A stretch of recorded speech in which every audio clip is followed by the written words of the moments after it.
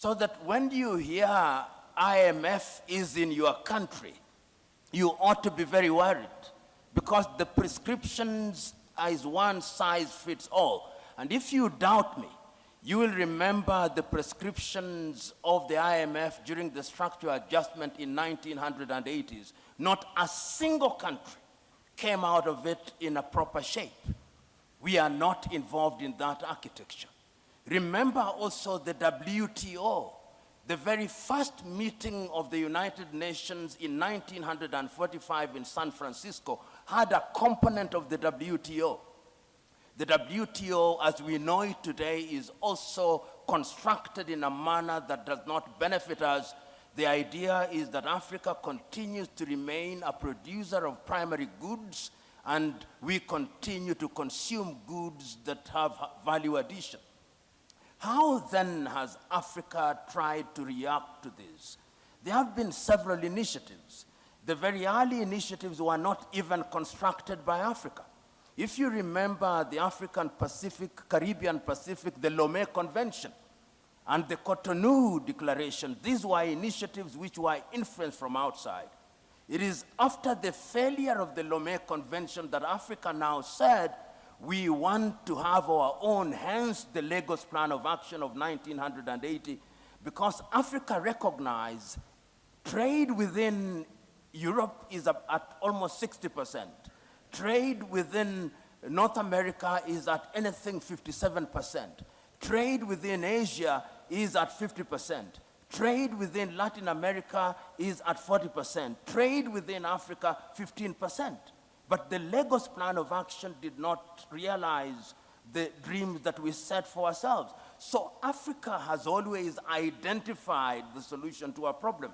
In fact, and the president of the commission, of the chairman commission, will agree with me, if you listen to Kwame Nkrumah when he spoke on 24th day of May, 1963, he said, the only way in which we are going to ensure that we survive in this hostile world is to have one government. Perhaps some said he was naive, he was too idealistic, but he could see it.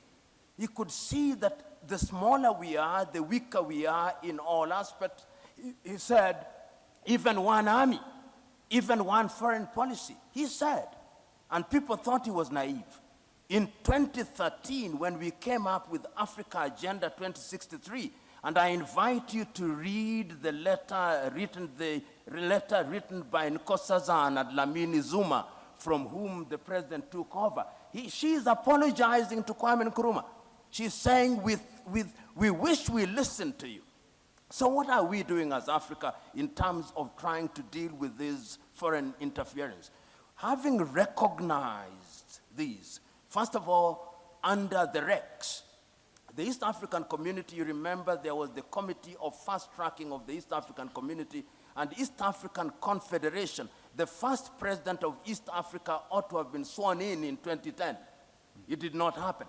As I'm talking to you, there is now a body that is moving around trying to create a constitution for the East African Confederacy, which is a realization that if we want to interfere, if we want to stop foreign interference and we want to engage constructively, we must have a big market, and that market will be the East African market.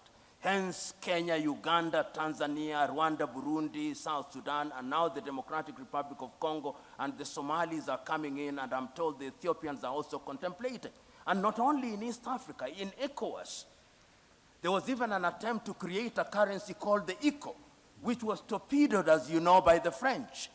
And in SADC, these are ways and means of immunizing ourselves against the machinations of not only Europe, but China. China is increasingly coming into the continent.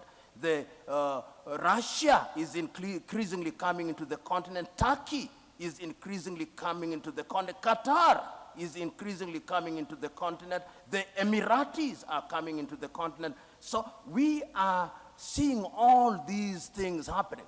But beyond the REX, there is also the African Union. If you read Africa Agenda 2063 and the 7 aspirations, they are designed specifically to ensure that we form a bulwark against these foreign interference. And let me correct myself if I was misunderstood.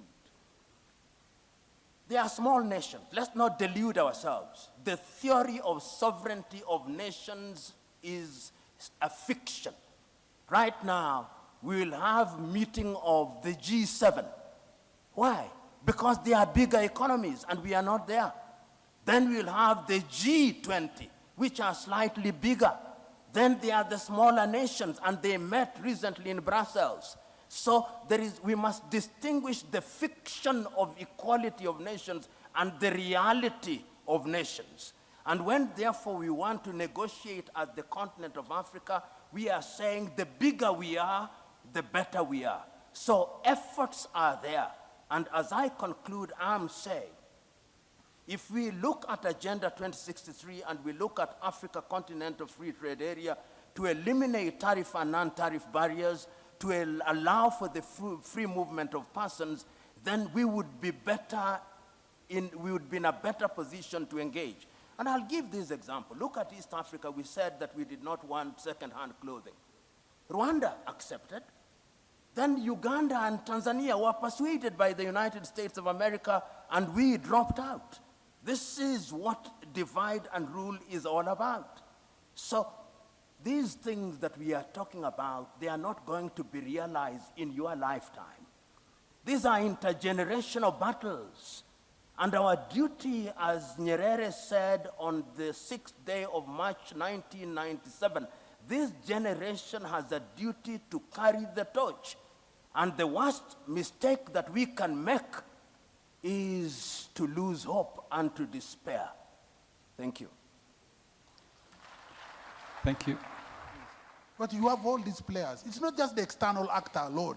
It is these local, agents who are part of the problem. How do you deal with those?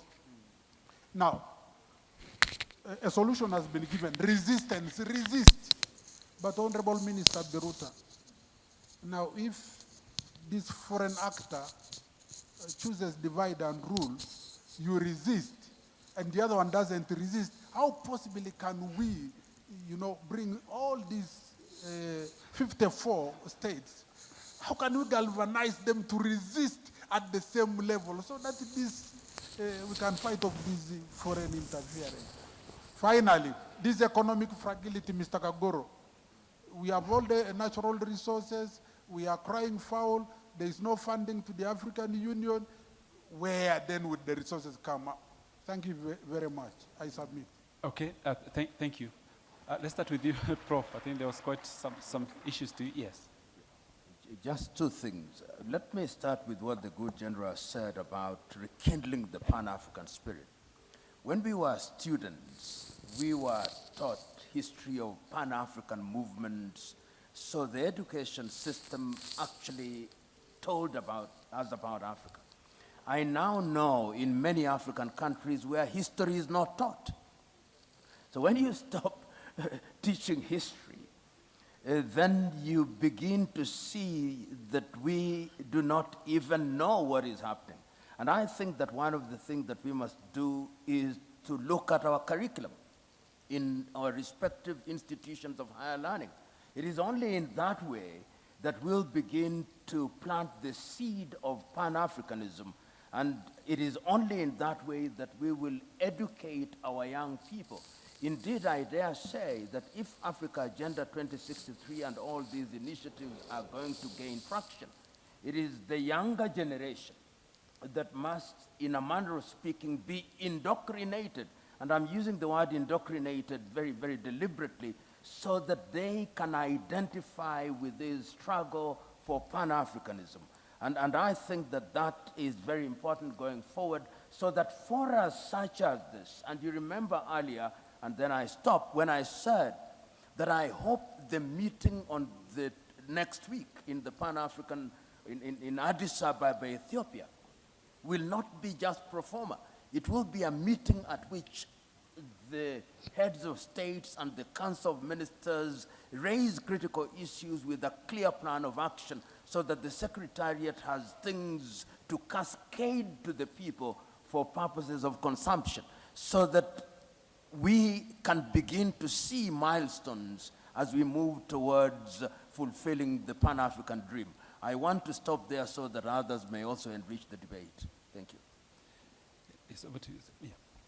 Also to identify those problems or various actors and just know that there will always be temptation from some people, some groups, to build on the weaknesses of our state to achieve their own interests. So that is where I'm saying strong states, having strong states is important, to have capacity to defend the sovereignty of our state. It is important, but we need to build on strong governance systems. We need to have in our countries. So on the issue of Rwanda doing some things and resisting while others don't, I think we need to be principled. When we think that something is good for our country, for our people, we just need to have the courage to do it, and eventually others will see that it is good, and they will join. It is like the Agenda 2063 we were talking about. Let me take the example of the free movement of people. When Rwanda decided to just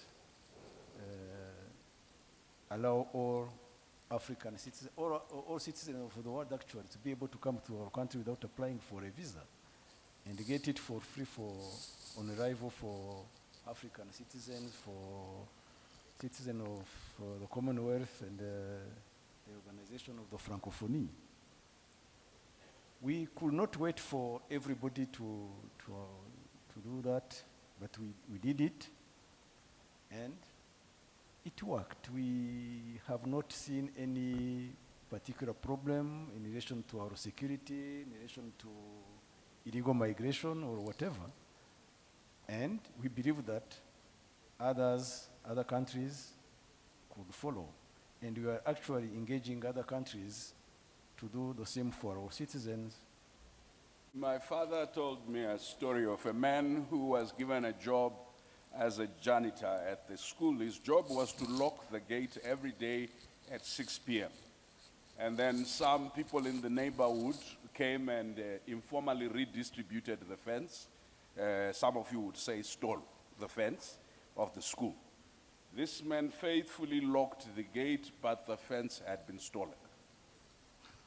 And the purpose of locking the gate was to ensure safety. If the fence is stolen, put back the fence. So let me explain what this. A young Zimbabwean businessman called Busisa Moyo characterized the problem of Africa. He said, we're not broke, we are broken. Right, and there is a difference. It's a very wealthy continent in terms of its human resource.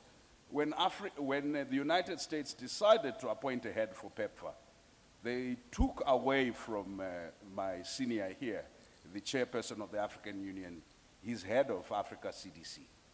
There are Africans strategically, or black persons strategically heading very strategic institutions in the global north. Why am I saying this? My elder Ashraf asked me about narrative. There are 5 modes of narrative. First mode is action. That's what I think the chairperson of the African Union is saying, that people will not believe what we say until they see us act according to our beliefs. Pan-Africanism is not a theory. It's the lived solidarity that made the Ethiopians give Nelson Mandela a passport, that made Senegalese civil servants contribute $1 each every month for the liberation of South Africa, that made Zambia take care of us as Zimbabweans and South Africans as we fought for our liberation, that made Uganda take care of the comrades that now run this country. If Pan-Africanism has no active solidarity action, no active affirmative action, the words are meaningless, because even the devil can quote scripture. The second is dialogic. We have for too long used authority to govern our people and not dialogue. And in this respect, I must commend my colleagues and comrades here in Rwanda, because they are able to hold leadership meetings where citizens talk to leaders.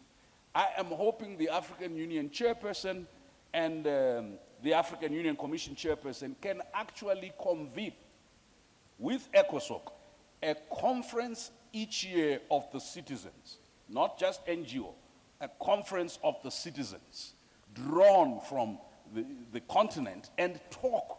Because often we only get to talk to our leaders in conferences in the United States and in Europe, and thought. There is no Pan-Africanism without doing what Mishera Mugo said.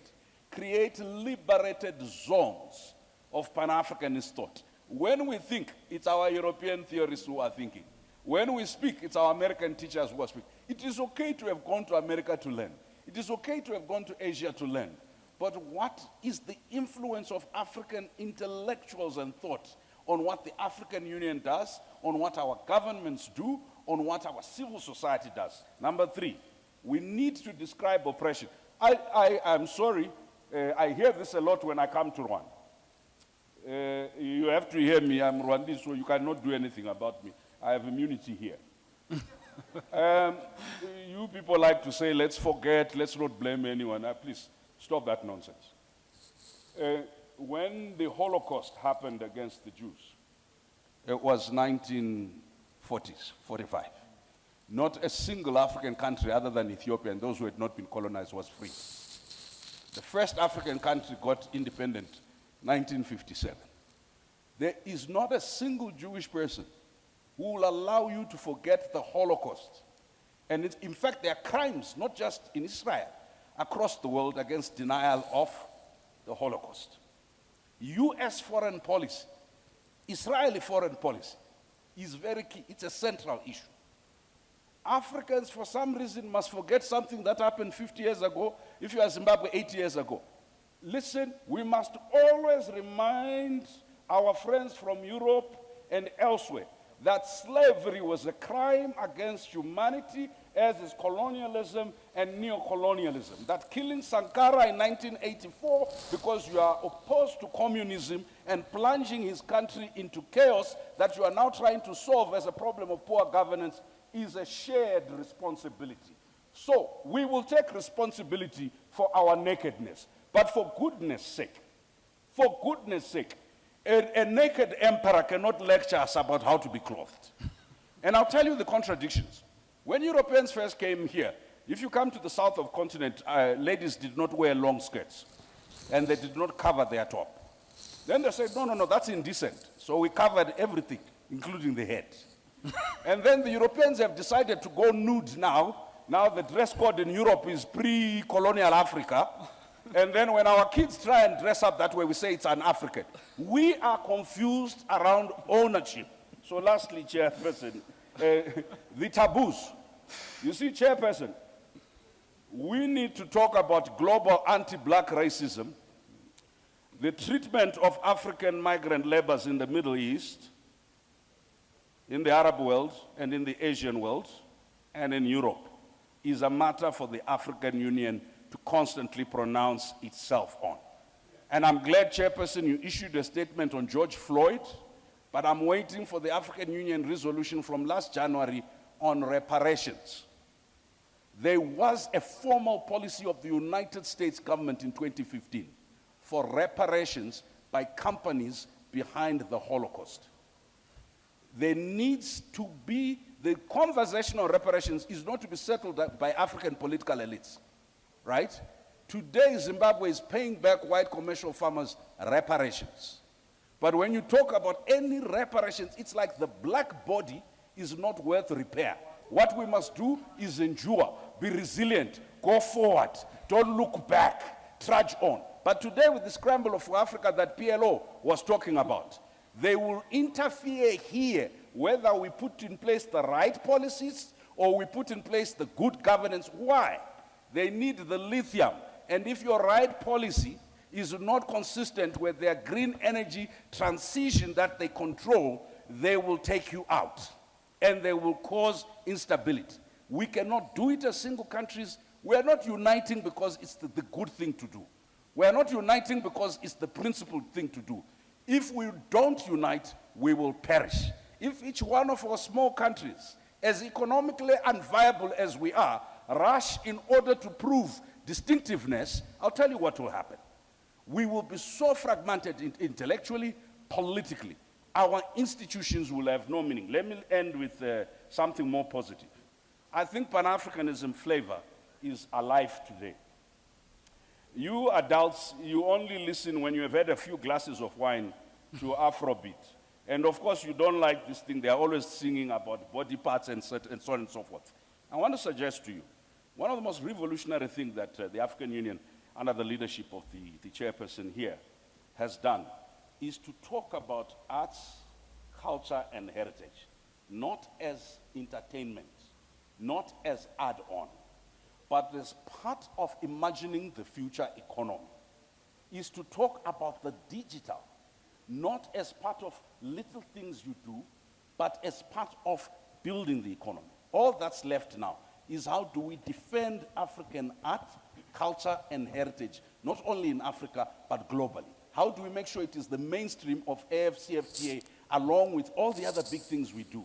And how do we, in the digital economy, make sure we are not consumers of products that are produced elsewhere and not part of the production chain? Okay. If we do that, our Pan-Africanism is economic, our Pan-Africanism is cultural, our Pan-Africanism is intellectual, our Pan-Africanism is also spiritual. Thank you. Okay. Thank you. Thank you very much. We've come to the end. I have just one question for the panel, and they're only allowed one answer. It's either a yes or a no. They have to decide which side they're on. It's a very simple question. We may not be here. Lumumba has told us we're doing this for the generations of Africa to come. Come 2063, do you believe that we will have a United States of Africa with a passport of whatever color that allows me to travel from Jamena to Nairobi freely without any intervention?